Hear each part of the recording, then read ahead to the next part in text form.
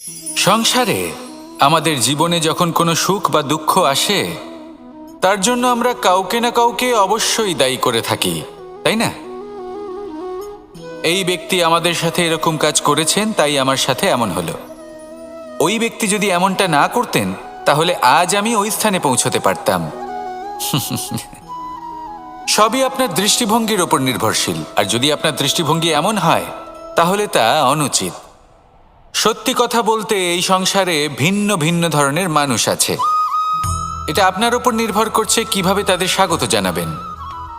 একবার ভাবুন, আমি আমার দুটো হাত সামনে নিয়ে এলাম, দুটো মুঠো খুলে দিলাম। দুই প্রকারের মানুষ আসবেন, কিছু না কিছু দিয়ে যাবেন। এই মুঠো যদি আমি বন্ধ করে দিই, তাহলে না কেউ আমাকে কিছু দিতে পারবে, না আমার কিছু যাবে আসবে। নিশ্চয়ই বুঝতে পারছেন এই দুই ধরনের ব্যক্তি কারা এবং তারা কি দিয়ে যান। আমি যদি নিজের মুঠো খুলে দিই, তাহলে কিছু ভালো মানুষ আসবেন, আমাকে আনন্দ, সন্তুষ্টি, জ্ঞান প্রদান করে যাবেন, ভালো অভিজ্ঞতা দিয়ে যাবেন। কোনো খারাপ ব্যক্তি যদি আসেন, তাহলে তিনিও খারাপ অভিজ্ঞতা দেবেন, যার থেকে আমি শিক্ষা লাভ করব।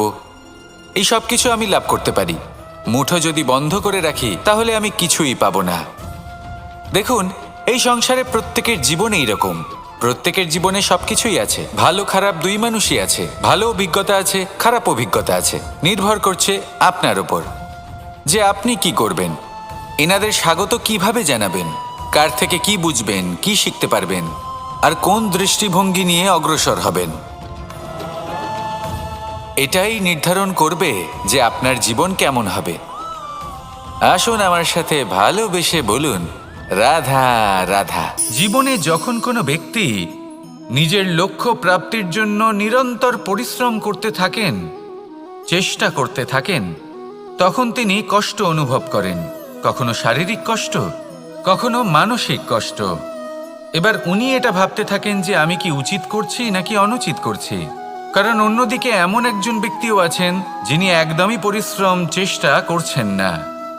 তিনি মদিরা পান করেন, বিলাসিতায় জীবন কাটান, অলস প্রকৃতির হয়ে ওঠেন, নিদ্রাতে বিলীন হয়ে থাকেন আর ভাবেন যে তিনি সুখ লাভ করছেন। কিন্তু এরকম কেন হয়? কারণ যখন আমরা সৎ পথে থাকি, উচিত পথে চলি, লক্ষ্য প্রাপ্ত করার জন্য চেষ্টা করতে থাকি, তখন আমাদের ভেতরে থাকা নেতিবাচক শক্তি এবং পাপ এই দেহকে ত্যাগ করে দেয়। আর এই অনুভূতিটাই আমাদের দুঃখের অনুভূতি দেয়, কষ্ট দেয়। এবার সেখানে যদি আমরা কুপথে চলি, অনুচিত পথে চলতে থাকি, তাহলে আমাদের ভেতরে থাকা পুণ্য এবং ধনাত্মক শক্তি আমাদের দেহ ত্যাগ করে দেয়। আর এই অনুভূতির কারণেই আমরা সুখ অনুভব করি। কিন্তু কখনো ভাববেন যে এই সুখ বেশি সময় পর্যন্ত থাকে না। সেই জন্য সবসময় মনে রাখবেন, যদি আপনি জানেন যে এটাই আপনার লক্ষ্য, এটাই উচিত পথ, শুভ পথ, তাতে নিরন্তরভাবে এগিয়ে যেতে চেষ্টা করতে থাকুন। এই কষ্ট আপনাকে সুখের পরাকাষ্ঠায় কখন পৌঁছে দেবে তা আপনি জানতেই পারবেন না। আসুন আমার সাথে ভালোবেসে বলুন, রাধা রাধা। প্রত্যেক মানুষ নিজের জীবনে হীরক তথা হিরে এবং দর্পণ এই দুই দেখেছেন। এই দুই হলো সাদা এবং এরা দুজনেই আলোর প্রতিফলন ঘটায় এবং এরা দুজনেই উজ্জ্বল হয়ে ওঠে। আপনি হয়তো মনে মনে ভাবছেন যে এটা কি ধরনের তুলনা করছি। একটা হিরে তো রত্ন, তার মূল্য দর্পণের থেকে অনেক গুণ বেশি। কিন্তু হিরে থাকাতে দর্পণের মূল্য কিন্তু কোনো অংশে কমে যায় না, তাই না? মানুষ যখন হিরে নিজের হাতে নেয়, তখন সবার আগে কি খোঁজে? দর্পণ, যাতে তার মধ্যে দিয়ে দেখে সে বুঝতে পারে যে সেই হিরে আদৌ তার শোভাবর্ধন করছে কিনা, তাকে ভালো দেখাচ্ছে কিনা, প্রসাধনের জন্য সেটা ব্যবহার করা ঠিক হবে কিনা। অর্থাৎ হীরের উপস্থিতিতে দর্পণের গুরুত্ব কম হলো না। দর্পণের কারণে হীরের মূল্য বোঝা গেল। আমাদের জীবনেও ঠিক এরকমই ঘটে। আপনারা যদি সংসারে নিজের আশেপাশে দেখেন, এমন অনেক মানুষ দেখতে পাবেন যারা নিজেদের ক্ষেত্রে মহান স্থানে পৌঁছেছেন, নিপুণ এবং শ্রেষ্ঠ হয়েছেন। আর তাদের মধ্যে আপনার নিজের মনে হয় যেন আপনি হলেন দর্পণ। নিজেকে ছোট মনে করবেন না। আপনার মূল্য কম হচ্ছে না, আপনার নিজস্ব মূল্য আছে। আর যদি আপনার অস্তিত্ব না থাকে তাহলে ওনাদের অস্তিত্বের মূল্য সংসার বুঝতেই পারবে না। জীবনে সবসময় চেষ্টা করবেন যাতে আপনি আরও বেশি শ্রেষ্ঠ হয়ে উঠতে পারেন। আপনি নিজে যে স্থানে আছেন সেটাকে ছোট মনে করবেন না, তারও নিজস্ব একটা মূল্য আছে। যদি আপনি হিরে হয়ে থাকেন তাহলে অহংকার করবেন না, যদি আপনি দর্পণ হয়ে থাকেন তাহলে নিজেকে ছোট মনে করবেন না।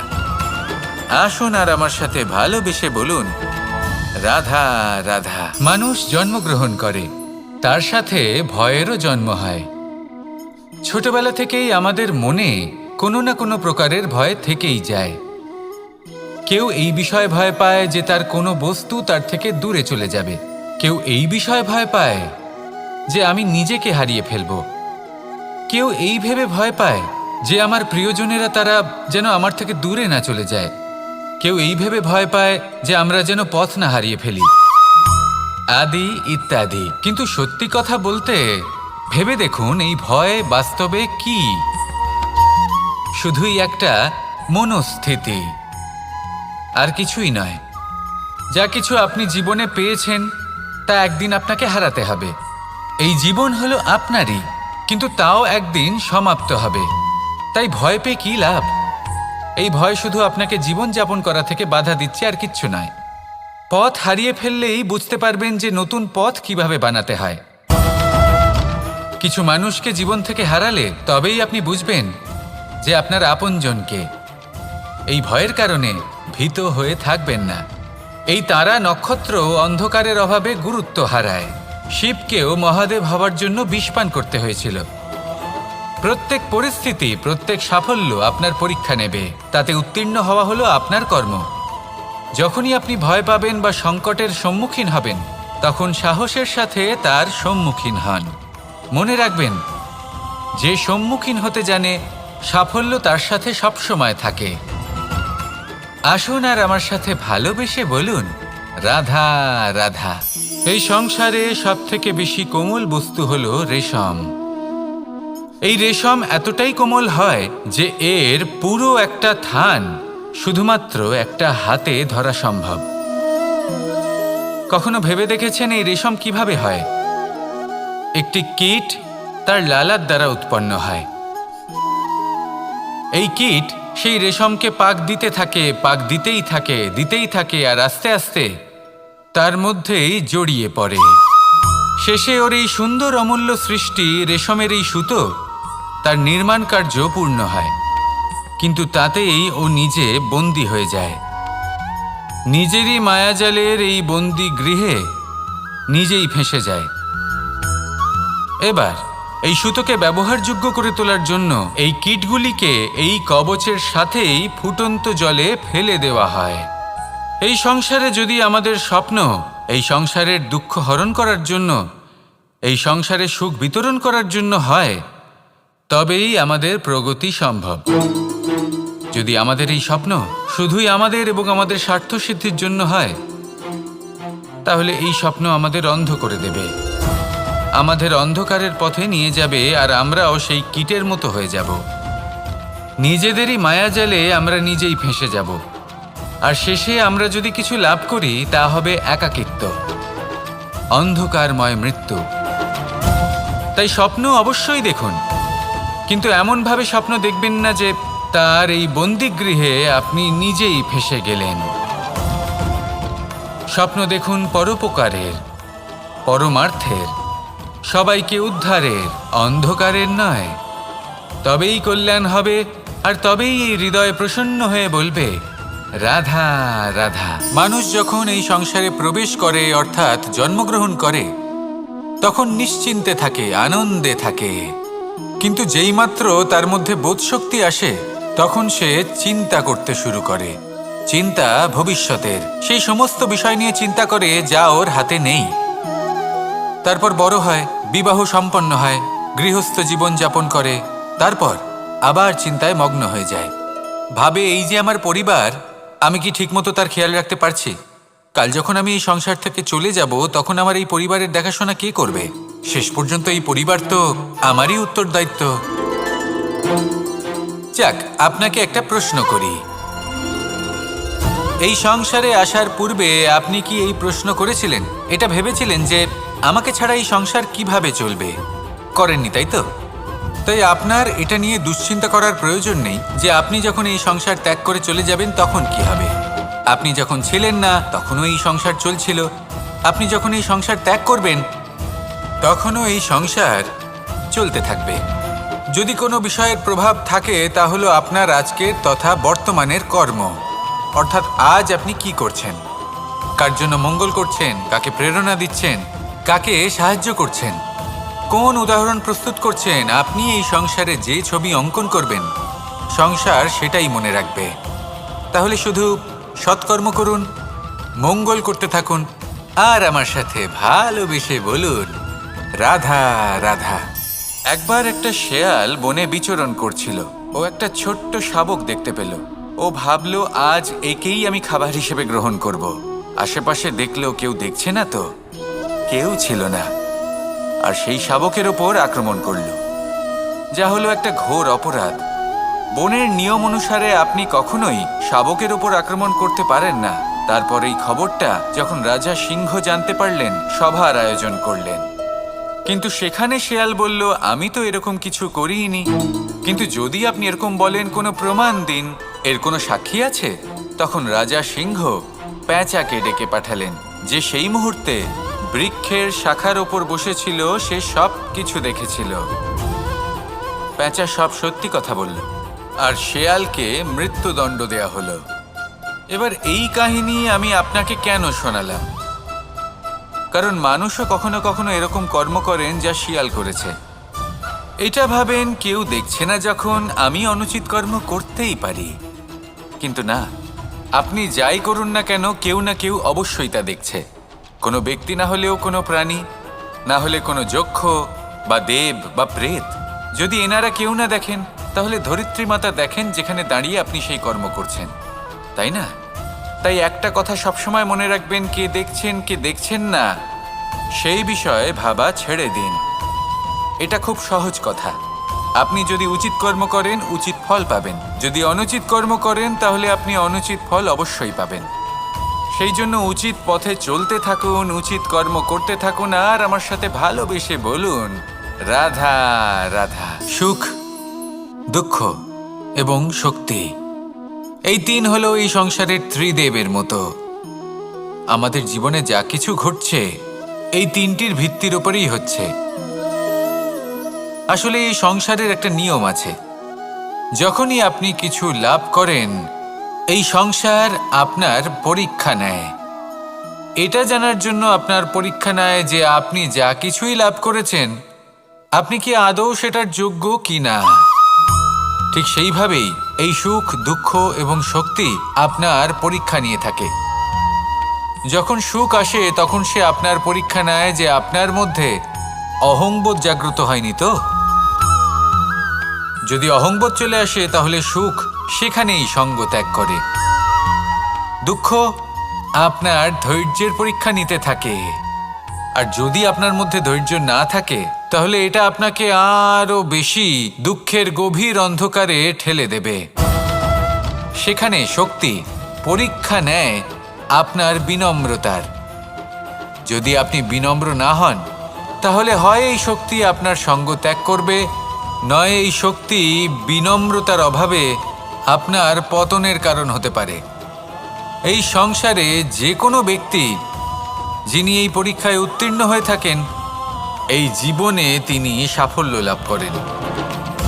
আসুন আমার সাথে ভালোবেসে বলুন রাধা রাধা। আমি মনুষ্যরূপে জন্ম নিয়েছি এবং সমস্ত কর্ম এই রূপেই করেছি। কিন্তু আশ্চর্যের বিষয় হলো যে আজও মানুষ আসেন এবং হাত জোড় করে প্রার্থনা করেন যেন আমি ওনাদের সহায়তা করি। আপনাদের একটা কথা বলতে চাই, আমি সকলকে সাহায্য করতে পারবো না, কিন্তু আমি শিক্ষা অবশ্যই দিতে পারবো, জ্ঞান প্রদান করতে পারবো। এমন কিছু জ্ঞান যার ভিত্তিতে মানুষ যা চাইবেন তাই লাভ করতে পারবেন, যদি সঠিক কর্ম করতে থাকেন। যখন কংসের অসুররা গোকুলে ধ্বংসলীলা চালাচ্ছিলেন তখন আমি কারোর থেকে সাহায্য চাইনি। আমি দাঁড়িয়েছিলাম আছে, আপনি অবশ্যই লাভ করবেন। আর এই মন সুপ্রসন্ন হয়ে বলবে, রাধা রাধা। ভোজন এই সংসারে যেই হোক না কেন, কোনো মানুষ হোক, কোনো প্রাণী হোক, কোনো কীট হোক বা কোনো বনস্পতি হোক, প্রত্যেকের জন্য ভোজন অতি আবশ্যক। কারণ ভোজন থেকেই শক্তি পাওয়া যায়, আর সেই শক্তি দিয়েই সংসারের, আমাদের জীবনের সমস্ত কার্য করা যায়। এবার এমন এক ধরনের শক্তি হয় যা শীতের ঋতুতে সূর্য থেকে আমরা পেয়ে থাকি, আর আরেক ধরনের উত্তাপ হয় যা দিয়ে ভোজন রান্না করা হয়, সুস্বাদু নানান ধরনের ভোজন। এবার অত্যন্ত গুরুত্বপূর্ণ হলো যে ব্যক্তি সেই ভোজন বানাচ্ছেন তার মানসিক পরিস্থিতি এবং সেই ব্যক্তি যিনি ভোজন গ্রহণ করছেন তার মানসিক অবস্থা। যখনই আপনি ভোজন বানাচ্ছেন তখন ভালোবাসার সাথে কাজটা করুন, ধন্যাত্মক ভাব নিয়ে, সৎ ভাবনার সাথে। কারণ আপনার এই মানসিক স্থিতি শক্তির আকারে সেই খাদ্যের সাথে মিলেমিশে যায়। আর যখনই আপনি ভোজন গ্রহণ করছেন তখন সদ্ভাবনার সাথে, প্রসন্নতার সাথে গ্রহণ করুন, ধন্যাত্মক ভাব নিয়ে। যদি আপনি প্রসন্নতার সাথে রান্না করেন, প্রসন্নতার সাথে খাদ্য গ্রহণ করেন, তাহলে আপনি প্রসন্নই থাকবেন। আর মন সুপ্রসন্ন হয়েই বলবে, রাধা রাধা। দীপাবলি আমাদের সবথেকে বড় উৎসব। শ্রীরাম রাবণকে পরাস্ত করে 14 বছরের বনবাস কাটিয়ে আবার অযোধ্যায় ফিরে এলেন অমাবস্যার রাত্রে। অযোধ্যায় সবাই খুব প্রসন্ন ছিলেন, খুবই উৎসাহিত ছিলেন। অযোধ্যায় সহস্র প্রদীপ প্রজ্বলিত করা হয়েছিল এই উৎসবে।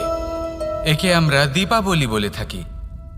এবার এই বিষয়ে আমরা সকলে জানি। আপনি কি এটা জানেন যে শ্রীরাম বাস্তবে অমাবস্যার এক রাত আগেই অযোধ্যায় পৌঁছে গেছিলেন? সবার সামনে অমাবস্যার রাতে এসেছিলেন। এর কারণ কি?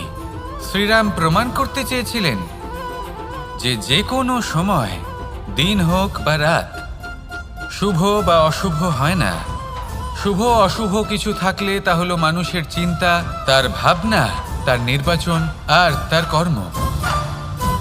নিজেই দেখে নিন, শ্রীরাম শুভ কাজ করে ফিরে চলে নিজের পরিবারের সাথে দীপাবলি পালন করুন। আপনাদের শুভেচ্ছা জানাই।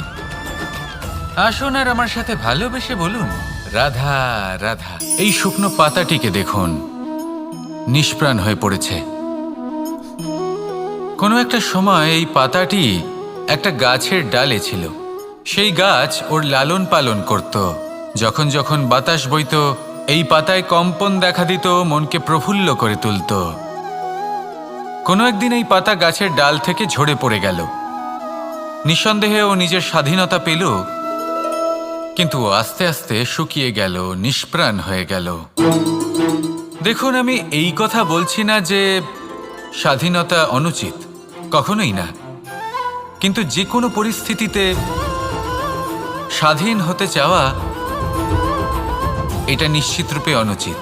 আমরা যদি আমাদের জীবনে পরিবারের গুরুত্ব ভেবে দেখি, তাহলে এই পরিবারে যতই মতভেদ থাকুক না কেন, যতই মনোমালিন্য থাকুক না কেন, যতই বিবাদ থাকুক না কেন, এই সব মিটিয়ে নেওয়া অত্যন্ত প্রয়োজনীয়। সেই সব কিছু সমাপ্ত করা অত্যন্ত প্রয়োজনীয়। কখনো এই পরিবারকে ভাঙতে দেবেন না, কখনো এই পরিবার থেকে দূরে চলে যাবেন না। এই পরিবার হলো আমাদের জীবনের একটা অমূল্য সম্পদ, অমূল্য এক আশ্রয়, যা এই সংসারে হয়তো কোথাও আপনি পাবেন না। তাই একে আগলে রাখুন। ভেবে নিন, আপনি পাতা আর আপনার পরিবার সেই গাছ। আসুন আমার সাথে ভালোবেসে বলুন, রাধা রাধা। মানুষ তার জীবনে দুই ধরনের পরিস্থিতিকে খুব ভয় পায়। এক, কোনো কারণবশত কারোর সামনে নত হওয়া। দুই, কোনো কারণে নিজের চরিত্র থেকে, নিজের মূল্যবোধ থেকে বিচ্যুত হওয়া। এবার কেন হয় এরকম যে কথায় কথায় কারোর সামনে নত হতে হয়? কেন বারংবার নিজের চরিত্র থেকে চ্যুত হতে হয়? এরকম কেন হয়? এটা তখনই হয় যখন আমাদের শিক্ষা এবং মূল্যবোধের অভাব থাকে। যদি মানুষের মধ্যে প্রকৃত শিক্ষা থাকে তাহলে এই সংসারে কোনো সময় এবং কারোর সামনেই নত হওয়ার কোনো প্রয়োজন নেই। যদি মানুষের মধ্যে মূল্যবোধ থাকে তাহলে তাকে নিজের মূল্যবোধ বা চরিত্র থেকে বিচ্যুত হতে হয় না, তা সে যাই হয়ে যাক না কেন। কোনো বালককে যদি জন্ম থেকেই সুশিক্ষার অধিকারী করা হয়, শিক্ষিত করা হয়, মূল্যবোধের অধিকারী করা হয়, তবে সে এই সংসারে এমন কর্ম করবে যাতে সে নিজেকে, নিজের পরিবারকে, সমগ্র সমাজকে গর্বিত করতে পারে। শিক্ষা লাভ করুন, মূল্যবোধ লাভ করুন এবং আমার সাথে ভালোবেসে বলুন, রাধা রাধা। এই সংসারে কোনো বস্তু হোক বা ব্যক্তি হোক, তার একার গুরুত্ব কিন্তু খুব বেশি নয়। একটা উদাহরণ হিসেবে বৃষ্টির ফোঁটাকে ভেবে দেখুন। যদি একটি বৃষ্টির ফোঁটা হয় তাহলে তার খুব বেশি গুরুত্ব থাকে না, কিন্তু যখন সহস্র বৃষ্টির ফোঁটা মেঘের মধ্যে দিয়ে ঝরে পড়ে তখন সেটা বর্ষার রূপ ধারণ করে। সেই বর্ষা যা এই প্রকৃতিকে শান্ত করে।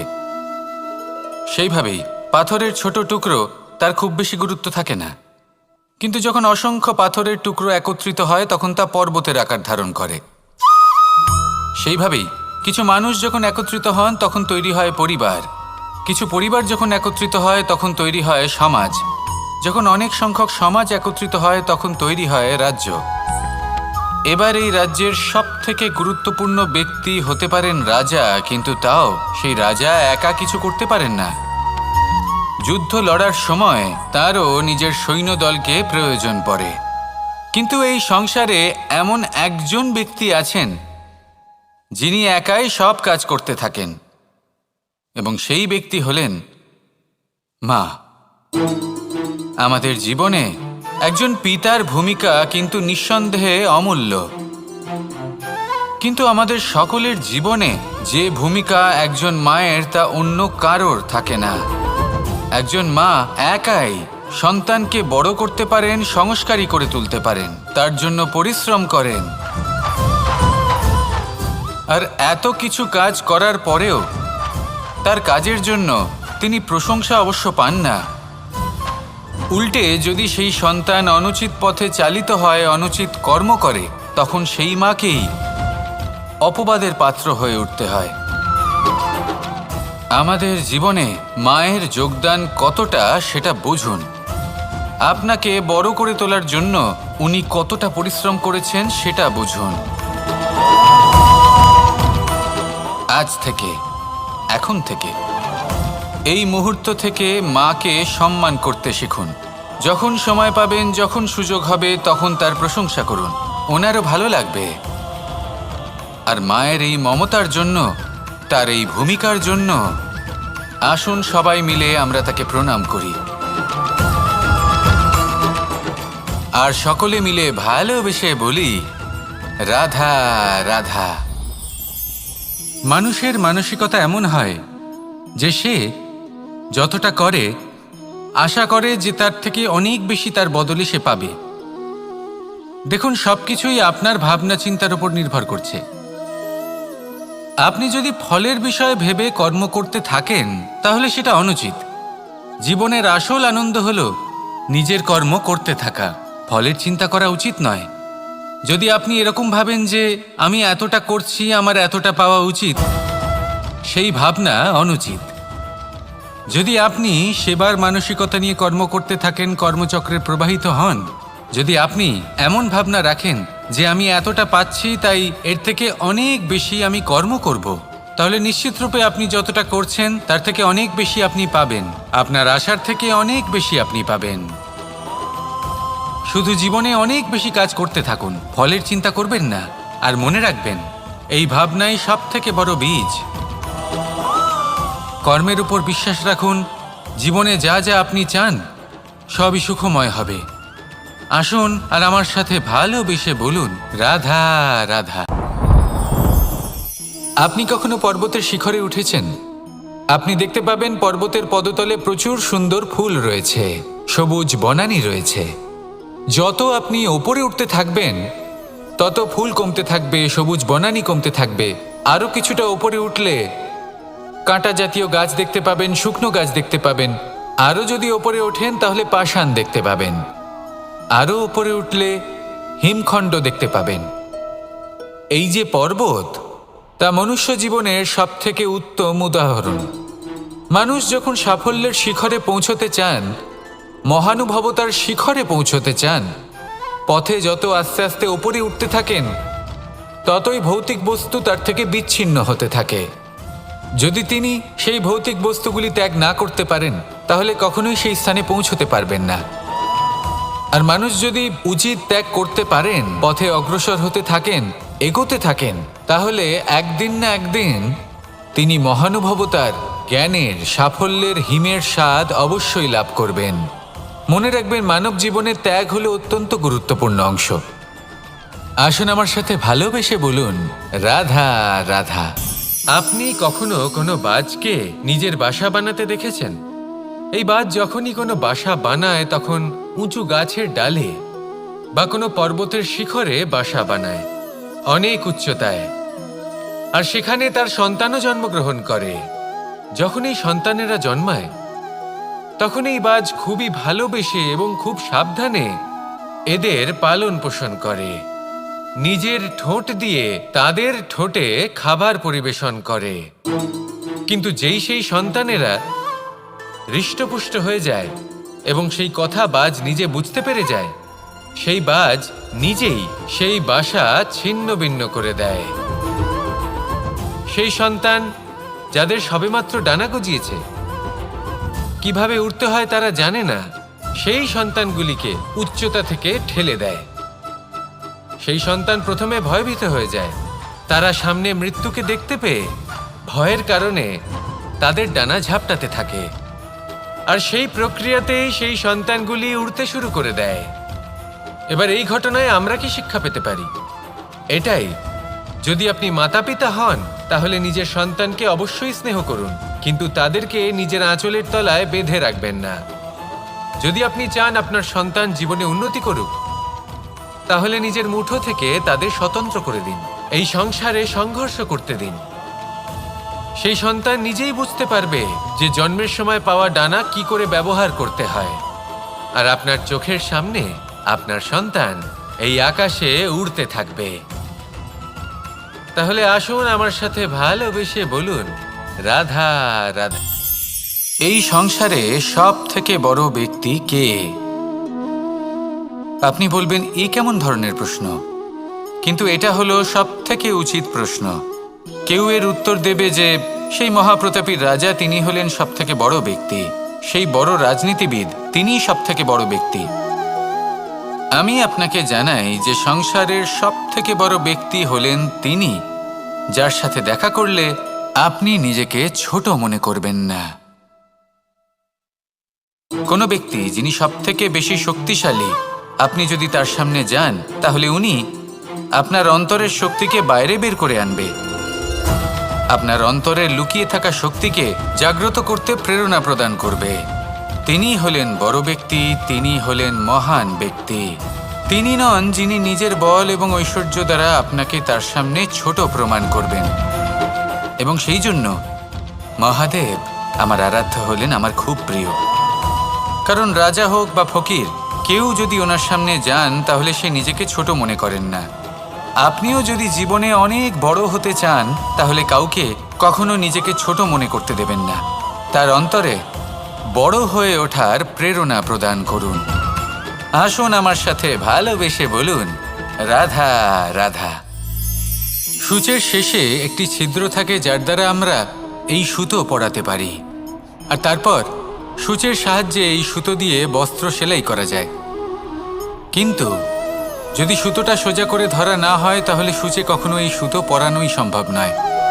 যদি এতে কোনো গিঁট পড়ে, তখন তা কখনোই এই ছিদ্র দ্বারা প্রবেশ করা সম্ভব নয়। ঠিক এইভাবেই যদি আপনি কারোর জীবনে প্রবেশ করতে চান, কারোর অন্তরে প্রবেশ করতে চান, তাহলে আপনাকেও সহজ থাকতে হবে। এতে কোনো গিট থাকলে চলবে না, অর্থাৎ মনে যাতে কোনো মালিন্য না থাকে, যেন কোনো কুচিন্তা না থাকে। যদি এসব থাকে তাহলে আপনি কখনো কারোর জীবনে প্রবেশ করতে পারবেন না। আর যদি কোনোভাবে আপনি প্রবেশ করেও যান তাহলে তার মনে ঘর করতে পারবেন না। নিজেকে এই সুতোর মতন করে তুলুন, সহজ। মনে যেন কোনো কুচিন্তা না থাকে, সবার প্রতি যেন সদ্ভাবনা থাকে, শুভ চিন্তা থাকে। এমনটা করতে থাকুন। এমন একটা দিন আসবে যেদিন এই সমস্ত সংসারের ব্যক্তির মনে আপনি বাস করবেন, আর তখন এই মন প্রসন্ন হয়ে বলবে, রাধা রাধা। কথায় আছে যে এমন কোনো অক্ষর নেই যার দ্বারা কোনো মন্ত্র হয় না, এমন কোনো বনস্পতি নেই যা নিজেই একটা ঔষধি নয়, পৃথিবীর এমন কোনো ব্যক্তি নেই যার মধ্যে কোনো যোগ্যতা থাকে না। শুধু প্রয়োজন হলো যে ব্যক্তিকে আমরা খুঁজে চলেছি তাকে সঠিকভাবে চিনে নেওয়া। যদি তার যোগ্যতা, তার বিশেষত্ব আমরা বুঝতেই না পারি, তাহলে আর লাভ কি রইল?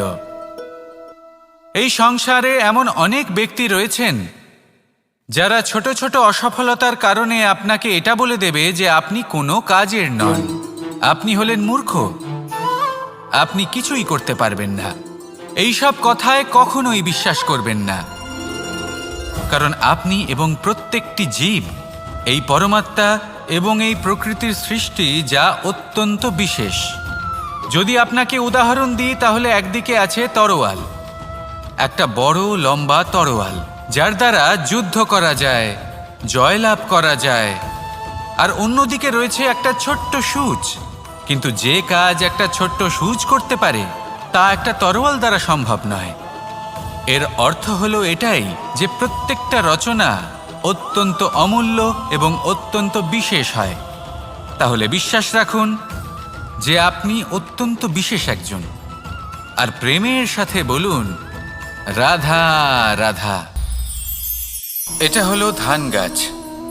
এর থেকে যে চাল উৎপন্ন হয় তা মানুষ গ্রহণ করেন। আর এটা কি? এ হলো জংলি ঘাস। একবার ভেবে দেখুন, যদি এই জংলি ঘাস ধান গাছের আশেপাশে থাকে তাহলে কি হবে? ধান উৎপন্ন হতে পারবে? তা উৎকৃষ্ট হতে পারবে? আমরা কি তা গ্রহণ করতে পারবো? কখনোই নয়। এই জংলি ঘাস ধানকে নষ্ট করে দেবে, কিন্তু নিজে জীবিত থাকবে। এটাই হলো আজকের শিক্ষা। এই সংসারে যদি আপনি নীতির পথে চলতে চান, উচিত কর্ম করতে চান, সংসারকে সেবা করতে চান, তাহলে জংলি ঘাসের মতো ব্যক্তিদের থেকে সবসময় দূরে থাকতে হবে। সেই ব্যক্তি যারা দুর্নীতি এবং মিথ্যা দ্বারা পরিপূর্ণ, যাদের ব্যবহার অশুভ, যাদের অনেক অশুভ গুণ রয়েছে, তারা সঠিক নয়। সেই সকল ব্যক্তি যাদের চরিত্র অত্যন্ত দুষ্ট হয়, তারা হয় শুভ চরিত্রের ব্যক্তিকে একদম নষ্ট করে দেয়, নয় নিজের মতো বানিয়ে তোলে। তাই যদি আপনি নীতির পথে চলতে চান, এই সংসারের জন্য শুভ কর্ম করতে চান, তাহলে সেই সঙ্গ লাভ করুন যে সঙ্গ জ্ঞানে পরিপূর্ণ, যাদের মধ্যে অনেক গুণ আছে, যাদের থেকে প্রতিদিন কিছু শিখতে পারবেন। এমন ব্যক্তির সাথে জীবন অতিবাহিত করুন, দুরাচারীদের থেকে দূরে থাকুন। তবেই এই মন প্রসন্ন হয়ে বলবে, রাধা রাধা। পঞ্চতত্ত্বের মধ্যে দ্বিতীয় তত্ত্ব হল ধরণী, ভূমি, যাকে আমরা ধরণী মাতা বলি। এই ধরণী ধৈর্য ধারণ করে, আর এর ওপরেই আমাদের সমগ্র সংসার নির্ভরশীল। কারণ এই ভূমি সহ্য ক্ষমতা রাখে, এর সহ্য ক্ষমতা হলো অপরিসীম। সন্তান যতই আঘাত প্রদান করুক না কেন, প্রেম পূর্বক সহ্য করে, আর তার বদলে অমূল্য রত্ন প্রদান করে। সন্তান যদি হাল চালায়, তাহলে তার বদলে তাকে অন্ন প্রদান করে। এটাই হলো ধরণী। এবার এর থেকে আমরা কি শিক্ষা পেতে পারি? এটাই যে কারোর জন্য কিছু করা বা কাউকে কিছু দেওয়া মনে কোনো কামনা ছাড়াই। আর এই কথাটা বুঝে যান, যদি কারোর জন্য কামনা না রেখে বা কোনো পাওয়ার আশা না রেখে কারোর জন্য কিছু করেন বা কারোকে কিছু দেন, যদি এটা আপনি শিখতে পারেন, তবে আপনি ভালোবাসতে শিখে গেছেন। আর সেই জন্যই এই ধরিত্রীকে মাতা বলা হয়, কারণ মাতা শুধু উনি নন যিনি গর্ভে সন্তানকে ধারণ করেন, মাতা তো উনিও যিনি জীবন বাঁচতে শেখান, যিনি জীবন বাঁচার উদাহরণ প্রদান করেন। তাহলে ধরনীর থেকে এই নিঃস্বার্থ ভাব শিখুন, নিঃস্বার্থ ভালোবাসা শিখুন, আর এই ভালোবাসার সাথেই বলুন রাধা রাধা। এই সংসারে আমরা প্রকাশ কোথা থেকে পাই? এর উত্তর বড়ই সরল।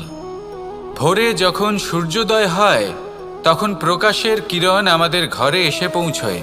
এইভাবেই আমরা প্রকাশ লাভ করি। এবার এই প্রকাশের আলোতেই আমরা সারাদিনের কাজ সম্পন্ন করি।